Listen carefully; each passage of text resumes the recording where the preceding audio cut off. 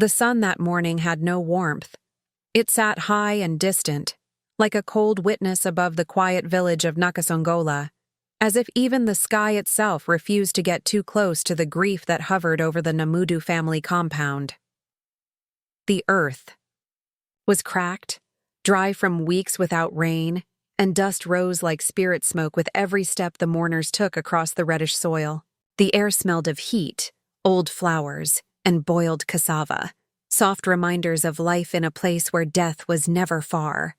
Achen stood barefoot at the edge of the grave, her feet pressed deep into the dirt, as if the ground itself could help anchor her. But nothing did. Her knees shook beneath her gomesi, and her palms clenched into fists at her sides. Not from anger, not yet, but from the pressure of holding something that words could not carry. They were burying her father. To the people of the village, Mzipal Senyonga was a respectable man, a retired head teacher, known for his discipline, his baritone voice during church hymns, and the way he fixed broken radios for neighbors without charging them a shilling. He was a pillar, a name, a man whose voice had weight. But to Achen, he had simply been Tata, her father, the man who taught her how to tie a school necktie in primary 6, who stayed awake with her through malaria fevers, who once sold his prized bicycle to pay her secondary school fees. His hands had calluses. Yes, but they were soft when they held her little fingers. He laughed loudly but always gently when she entered the room. He had been hers, or so she thought. Now, as the coffin descended slowly into the belly of the earth, balanced on rough sisal ropes held by sweating village men, Achen felt her breath twist in her chest. She could not cry, not properly. Her mother, wrapped in black and silence, sat on a plastic chair beside the grave, her face unreadable, a woman shattered but still holding the shape of a wife. Cousins and aunties surrounded her, humming soft funeral hymns, their eyes lowered. And beyond the crowd, standing just behind the last row of mourners, Achen saw him, a boy, no more than 11 or 12, slim, dark-skinned, wearing an oversized white shirt tucked into gray school trousers. His head was bowed slightly, but it was the face, his face, that struck Achen like a slap in the soul. The same cheekbones, the same chin, the same wide, thoughtful eyes she saw every day when she looked in the mirror. She blinked, stared. The boy looked up for a brief moment, just long enough for their eyes to meet. He looked exactly like her. Not similar. Not kind of. Not maybe. It was as though someone had peeled a part of her face and shaped it into a smaller version, left to stand awkwardly among the crowd like a misplaced echo. Achen's stomach turned. Her heart quickened. She looked around at the people beside her. No one else seemed to notice. Not her cousins. Not the priest who was now chanting final prayers. Not even her mother, still unmoving, her hands knotted in her lap like bundled string. Achen returned her eyes to the boy. He was gone. Just like that, vanished behind the banana trees near the kitchen hut. But the image of his face stayed, burned into her mind like a ghost's fingerprint. As the final handfuls of soil began to cover the coffin, Achen felt something inside her shift, a tremor beneath her ribs. It wasn't just grief anymore. It was a question. A deep, horrible question she could not yet shape into words. The rest of the day passed in a blur of condolences, whispers and village protocols. The compound buzzed with footsteps, trays of food, plastic chairs scraping over uneven ground, and the soft wails of distant aunties recounting their memories of the dead. Chickens scattered around cooking fires. Children played too loudly near the back of the compound, unaware or unwilling to understand death's weight. Achen walked through it all like a ghost in her own body. People stopped her often, patted her back, offered her plates of food, told her how much she resembled her father. She nodded politely, her mind elsewhere. It circled back again and again to that boy. That face. By evening, the sun dipped low, casting orange streaks over the compound. Achen slipped away from the group of cousins seated under the mango tree, her eyes scanning the smaller houses at the edge of the compound, the ones her father had built for tenants and visiting relatives. Her footsteps were quiet, but her heartbeat wasn't. It thudded in her ears like a drum from a distant ceremony. She didn't know what she was looking for exactly. Maybe answers. Maybe proof that she hadn't imagined it. Maybe the boy. And then she saw it. Through the cracked window of the farthest guest house, a woman, thin and neatly dressed in a kitenge, sitting on a mattress. Next to her was the boy. The same boy, the one with her face. He was eating boiled maize from a plate, his knees folded beneath him. The woman said something softly to him. He nodded, smiled faintly, and just like that, Achen knew. She stepped back from the window, her breath short. A strange coldness crept through her bones despite the heat of the day. Her hands shook. She stumbled back toward the main house like someone escaping. A nightmare. But there were no monsters here. Only truth. And it was worse. 12 years. Her father had kept a second family for 12 years. The weight of that hit her not like a blow, but like slow rising water, choking, surrounding, impossible to fight. She had never seen this woman before, never heard her name in any family conversation. Yet here she was, hidden in plain sight. And the boy she had somehow known was hers. Her brother. Half-brother. Achen didn't cry. Not yet. The tears waited behind her eyes, heavy and hot, but the betrayal was too fresh, too raw. Her father had just been lowered into the ground, and yet he was still speaking, not with words, but with the secrets he had left behind. Achen sat by the jackfruit tree long after the last of the guests had gone, after the plates had been washed and stacked and the whispers of women's gossip had faded into the chirping of evening crickets. The ground still bore the scarring of footsteps and chair legs, like a battlefield long after the war had ended. Her hands were buried in the soil beside her, fingers gripping the earth like it could keep her from falling into herself. In her 24 years of life, Achen had come to believe she understood her world. It wasn't perfect, but it had rhythm. There were rules. There was tradition. There was truth. At least in her father's arms she had thought so.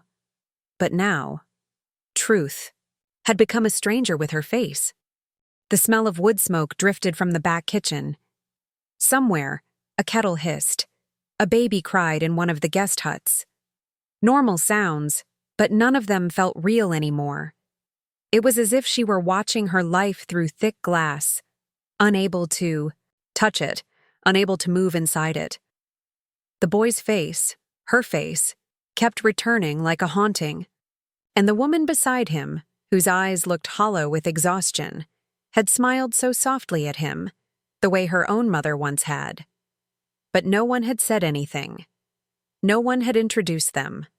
No one had acknowledged that inside this funeral was a fracture deep enough to tear a family in half. She heard footsteps crunch softly on the dirt path. She didn't turn. Achen. Her cousin Naomi's voice came from behind her, quiet and careful. "Your mother is asking for you." Achen nodded but didn't move. Naomi waited a moment, then gently placed a hand on Achen's shoulder. "Come. She's not well." That sentence, "she's not well," cut through the fog like a blade. Achen stood slowly, brushing dust off her dress. Her legs felt stiff, like she had aged a decade in a single day. She followed Naomi back to the main house in silence. Inside, the air was thick with the smell of incense and camphor rub. Her mother lay on the woven mat in the center of the room, her head propped up by folded blankets. An auntie fanned her with a woven palm. Her eyes were open, but they looked far away, like she was seeing a different room, a different life. Achen knelt beside her. "Ma!" Her mother's eyes slowly shifted to meet hers, and for the first time that day, Achen saw the storm hiding behind the calm. Her mother's lips trembled slightly, her hands pulling at the edge of her shawl. She did not speak. Auntie Maria, the elder sister of her father, looked at Achen and then back at her mother. She hasn't eaten since morning. She won't talk. Achen reached for her mother's hand, surprised at how cold it felt. She wanted to ask, "Did you know?" But the words stuck in her throat like hot coals. How could she add more weight to a woman already buried under grief? "I saw a boy," Achen said instead, softly, as if testing her own voice. "He looks like me." No response. Not from her mother. Not from Auntie Maria. Just the sound of the fan moving air in slow, tired circles, I think. "He's my brother." Still nothing. But the silence said everything. It screamed, echoed, burned. Auntie Maria cleared her throat and rose. "I'll get more tea," she said, escaping the room with the precision of someone who had carried too many secrets for too many years. Achen looked back at her mother. "Did you know?" Her mother closed her eyes. A tear slipped down the side of her cheek, and her lips parted, but no words came. Achen's chest tightened. She stood, slowly, walked outside again, needing air that didn't smell of sadness. The moon was out now, bold and high, shining silver across the rooftops. The compound was quieter, almost peaceful. But inside her, a fire had begun to flicker. The truth was not done. It had only begun to stretch its limbs. She walked toward the guest huts, feet moving before her thoughts could catch up. She needed to see him again. Not to shout, not to accuse, but just to know. Maybe to touch something real. This time, she didn't creep up to the window. She knocked, a long pause. Then the door opened. It wasn't the boy. It was the woman. Her eyes were weary but kind, and behind them, a storm of her own. For a moment, they just stared at each other. Two women bound by a man who now lay beneath the ground. "You." "Must be Achen," the woman said, her voice low. Achen swallowed. "Yes." The woman stepped aside.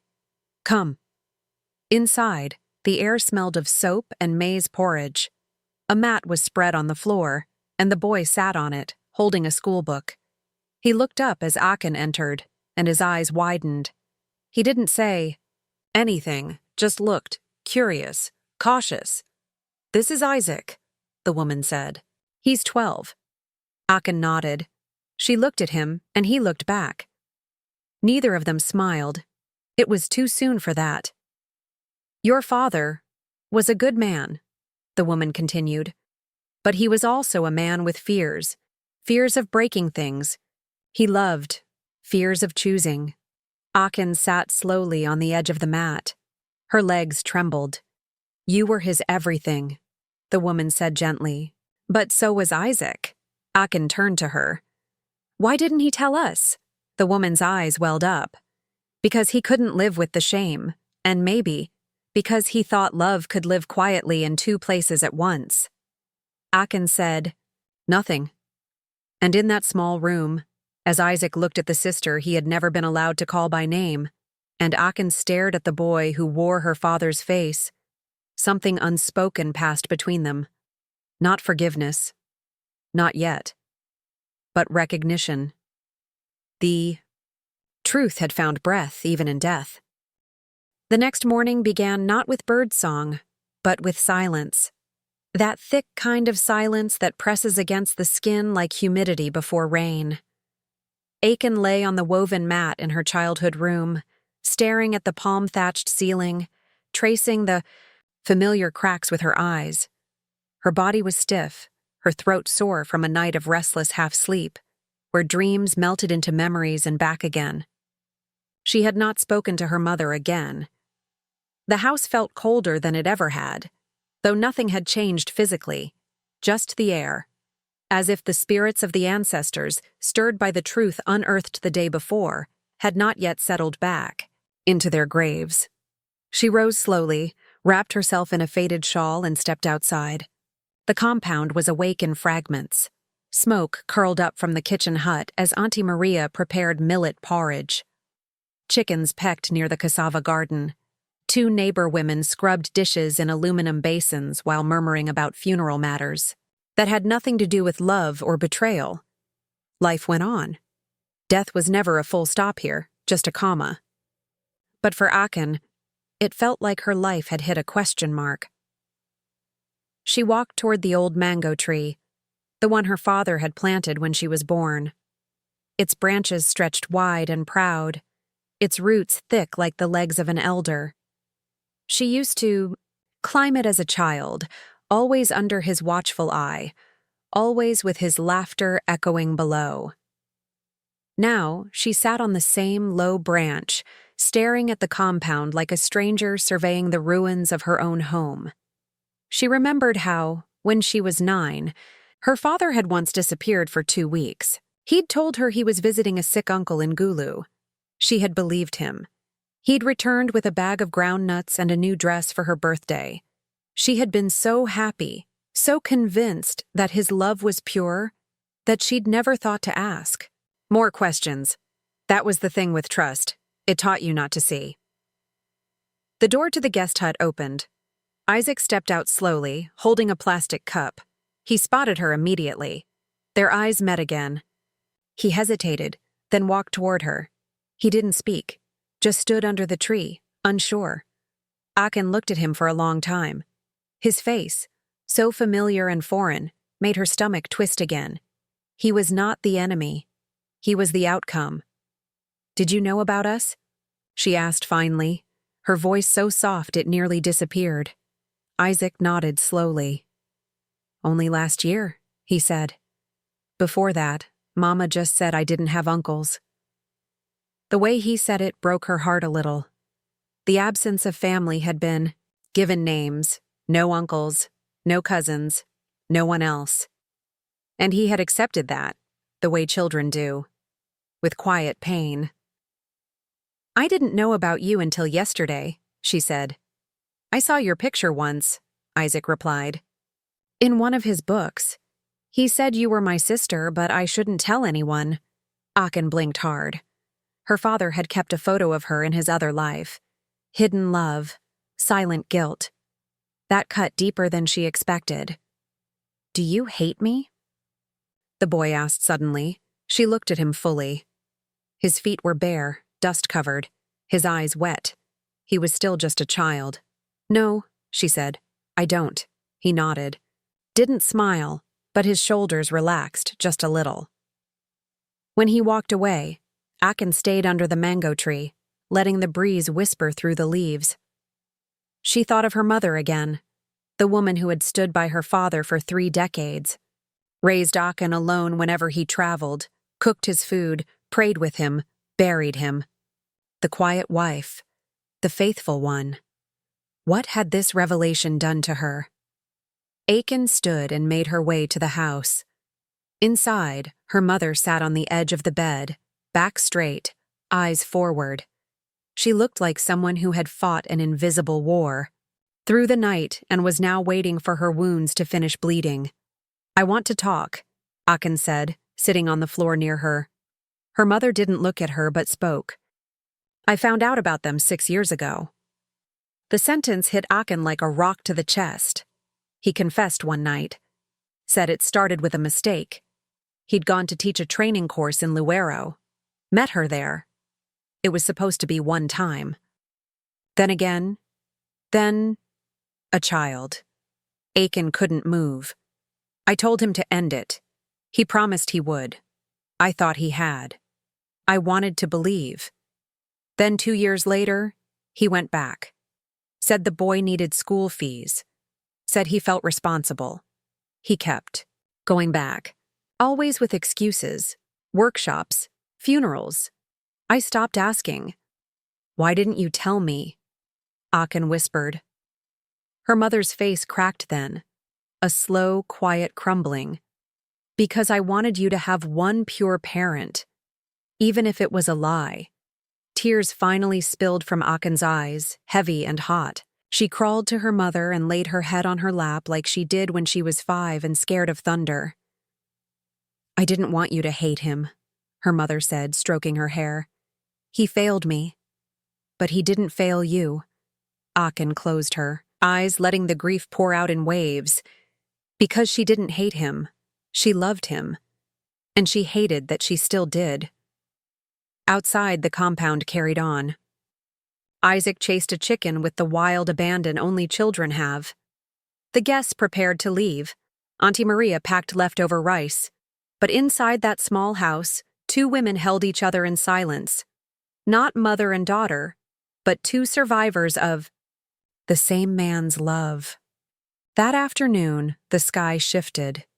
Thick clouds rolled over the village slowly, like mourners who'd arrived late but still insisted on being seen.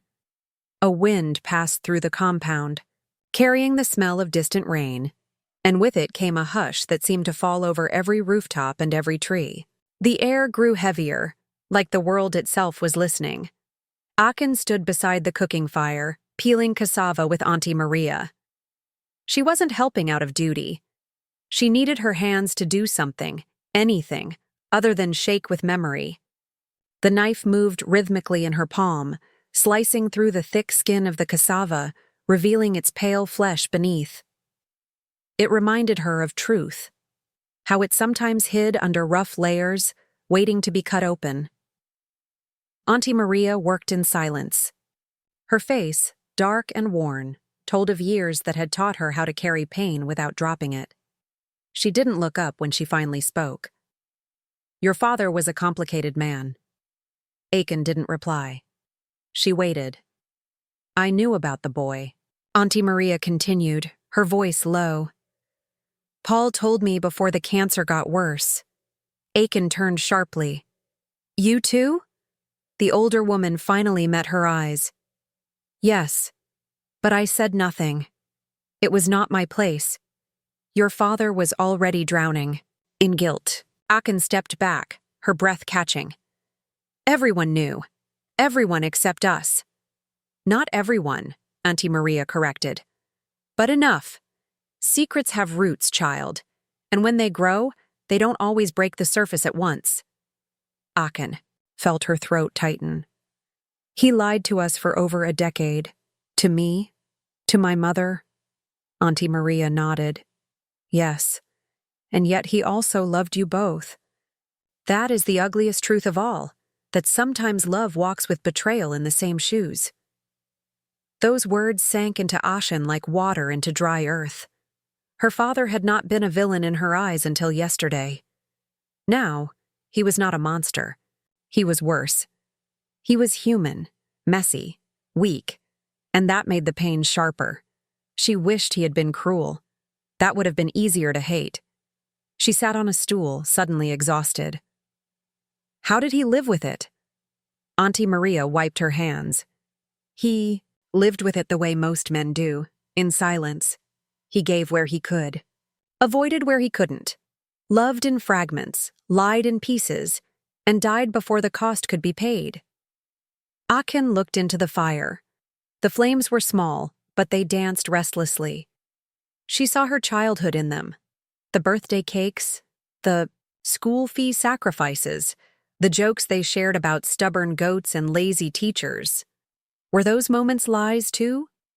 Or had he compartmentalized them, kept her in one room of his heart while hiding another? That evening, she found herself walking toward the old pit latrine behind the guest huts, not to use it, but because it stood near the jackfruit tree where Isaac often played. She found him sitting alone, legs stretched out, sketching with a stick in the dust. He looked up, smiled faintly, and resumed drawing. Achen stood near him, watching silently. It was a crude drawing, a house, a tree, a smiling man with 2 children. She couldn't tell if the second child was her or someone else. "Do you miss him?" she asked quietly. Isaac nodded. "A lot. He was different with you." Isaac shrugged. "He brought me storybooks, taught me math. Sometimes. He stayed long enough to fix the door or chase away the dogs."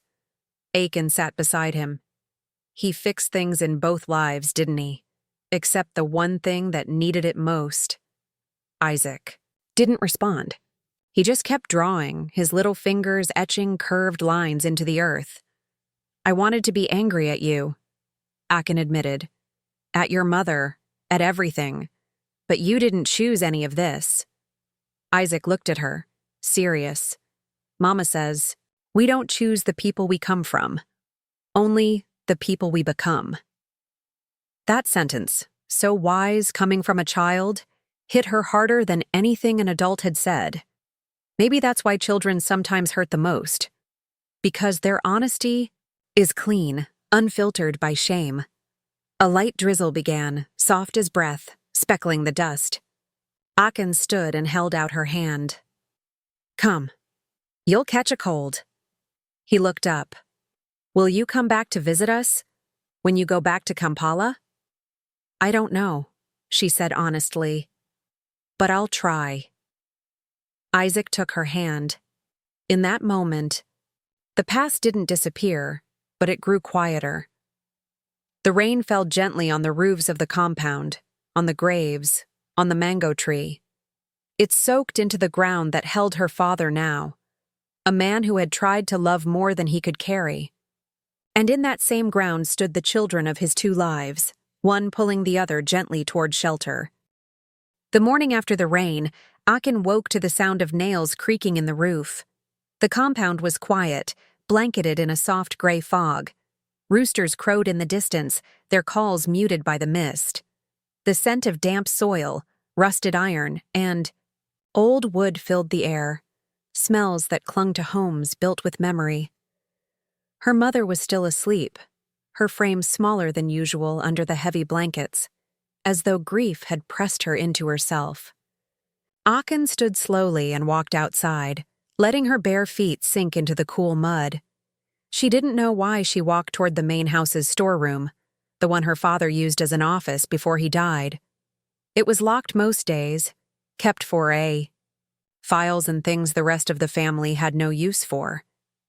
But something tugged at her. Maybe it was the silence, or the way her father's absence still filled rooms like perfume long after the bottle had shattered. The door was unlocked.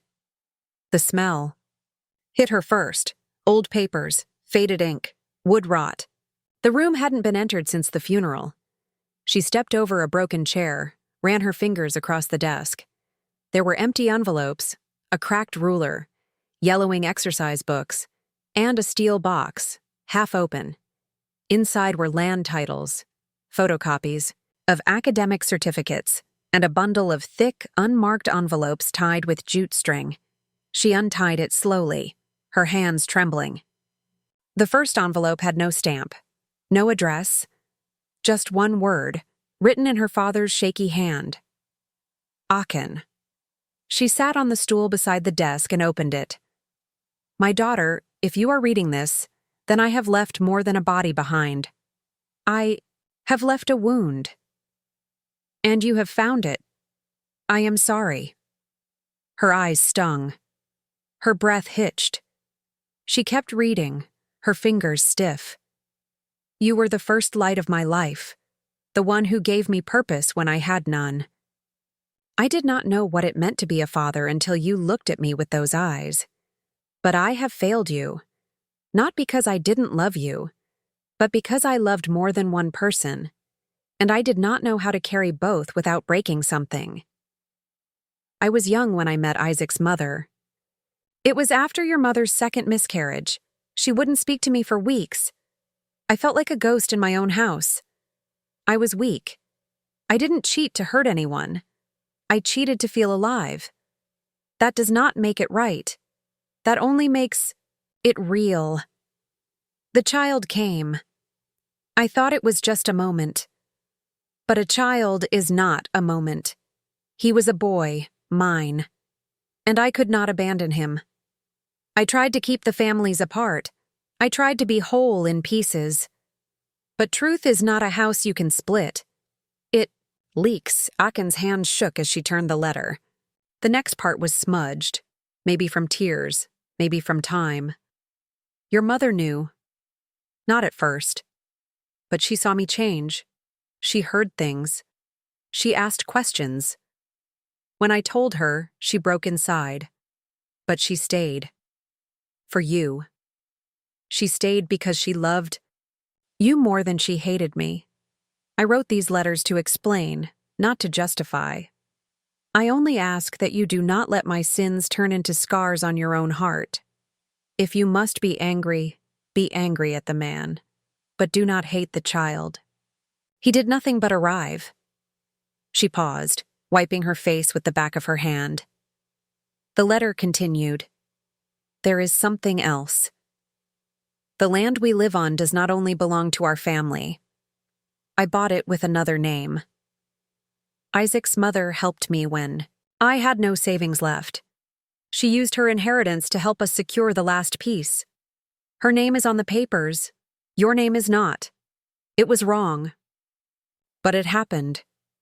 If you find this letter, speak to Auntie Maria.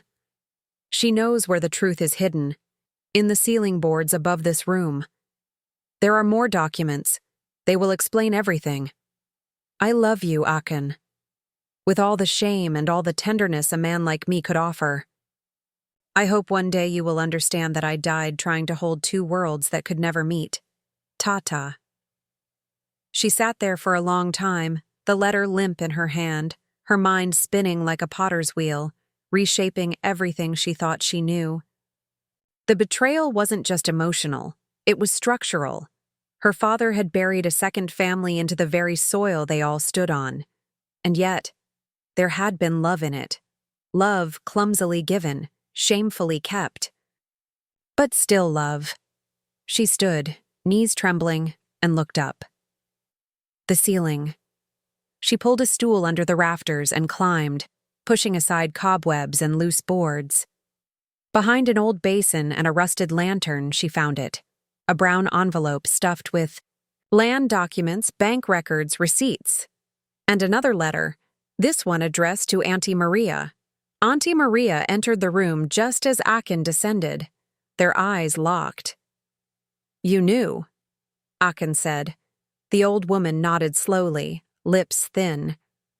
Why didn't you tell me? Auntie Maria's voice cracked for the first time. Because I made a promise.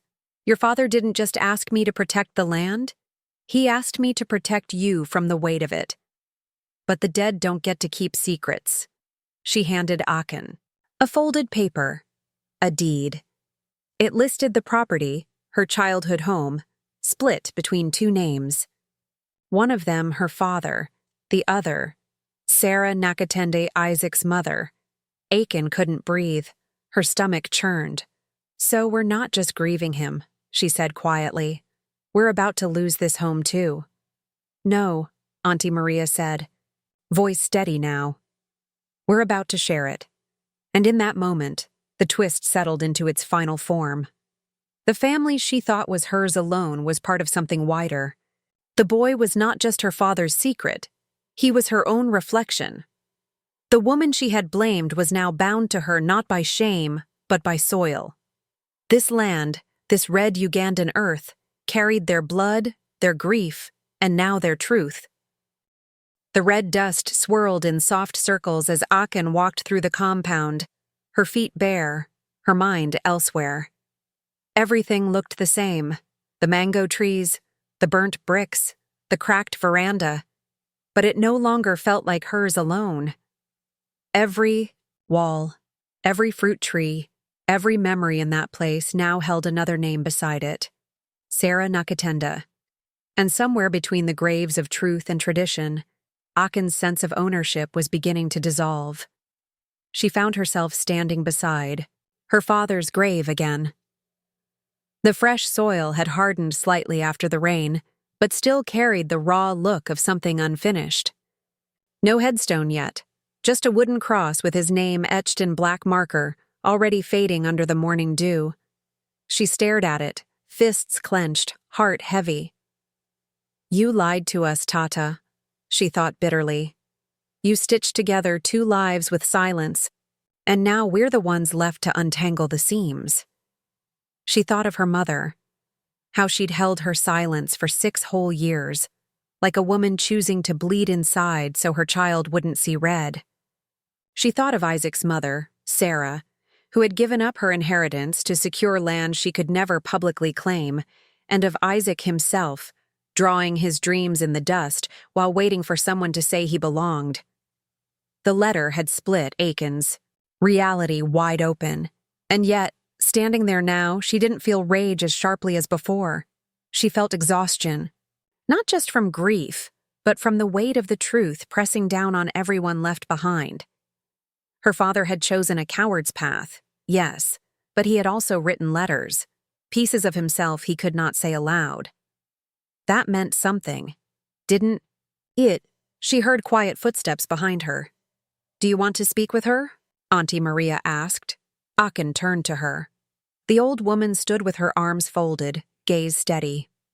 "Sarah," she added. "She's waiting." Achen hesitated. Everything in her wanted to run, back to Kampala, to a place where the past didn't. Crouch behind every door.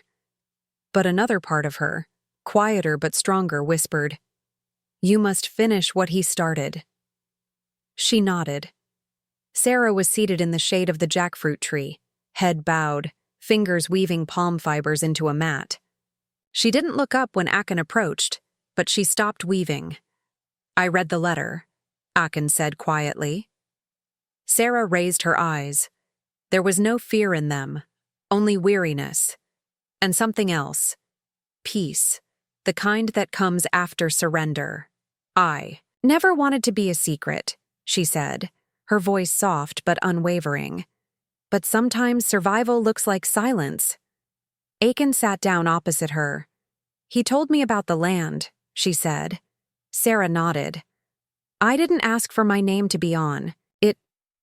He said it was only fair, that one day it would all come to light and he wanted to leave proof." "He left more than proof," Achen murmured. "He left a storm." Sarah didn't flinch. Storms are honest. They tear things apart, but at least they don't pretend. They sat there in silence, 2 women bound by the same man's shadow, neither of them knowing what peace should look like. "Do you want the land?" Achen asked suddenly. Sarah looked surprised. "No, I want a place for my son to come without hiding. I want him to know that he has a name, and a place where he can plant a tree and say, 'This is mine too.'" Achen swallowed the lump in her throat.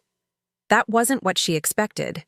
No demands, no legal threats, just a quiet request for dignity. "He reminds me of him," Achen said after a while. "But his eyes, they're softer." Sarah smiled faintly. "That softness is from not knowing how to be angry. Not yet." A goat bleated nearby. The breeze rustled the jackfruit leaves. In the distance, a radio played a scratchy gospel song, its lyrics just audible enough to remind them both that life somehow kept going. "I'm not ready to forgive," Achen whispered. "You don't have to," Sarah replied. "You just have to stop bleeding on people who didn't cut you." Achen looked at her. Really looked. She saw the lines on Sarah's face, not just from age, but from holding the weight of invisibility for 12 long years.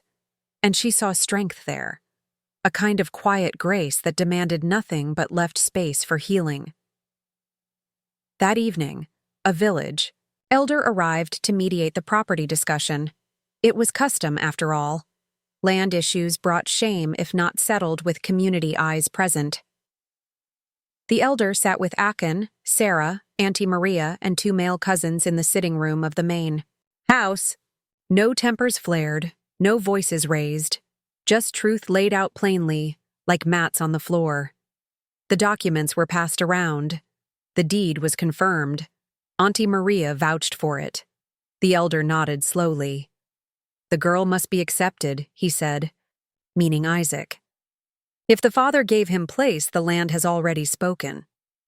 Achen didn't protest. She couldn't. She simply said, "He can stay, when he visits, but there are rules. Respect must be kept." The elder smiled. "Respect grows easily where there is no poison." Later that night, Achen walked alone again. The moonlight was softer now, like it too had decided to stop judging. She stood near the mango tree, eyes closed, breathing in the scent of wet leaves and wood smoke. This land no longer felt like hers alone. But maybe that was okay. Maybe sharing it didn't mean losing it. Maybe it meant giving it a chance to grow again. With new roots, new names.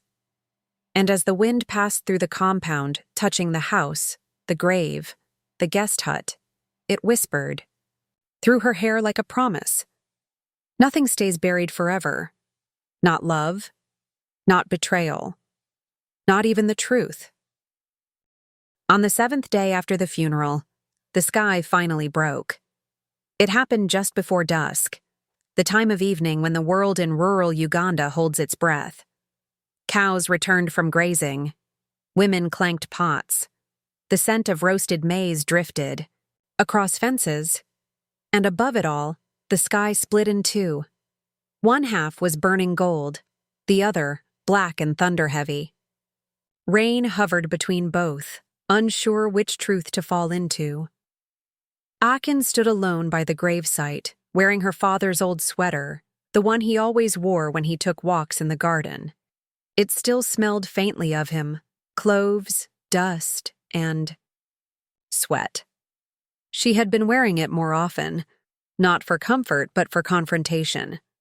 She wanted to feel the weight of him, to sit with the full truth of what he was, a man who had given everything and still failed, who had built legacies on cracked ground, who had died before he could clean the blood from his hands.